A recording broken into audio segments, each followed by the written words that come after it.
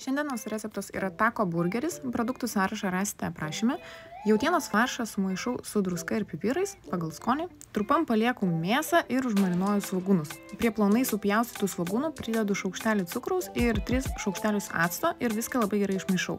Dabar sumaišau padažą, kurį naudosiu vėliau. Aš naudoju majonezą ir salsą, bet padažą kaip ir pagardus burgerį galima pridėti pagal skonį ir fantaziją, kas jums patinka. Sekantis žingsnis yra ant tortilijos, uždedu faršą ir formuoju tokį ploną sluoksnį. Dabar įjungiu įkaitinti keptuvę ir pilu truputį aliejaus. Kepu tortilę ir prispaudžiu ją, kad būtų toks smashed efektas. Kepiau mėsos pusę apie 2 minutės, po to apverčiau, pridėjau sūrio ir su uždengtu dangčiu kepiau maždaug dar minutę.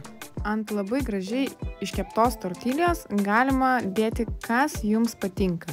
Aš naudojau padažiuką, kurį anksčiau sumaišiau, iceberg salotas, nes duoda tokį gaivumą, aišku, marinuotus agurkėlius, marinuotus svogūnus. Iš tikrųjų gavosi labai skanus ir labai paprastas receptas.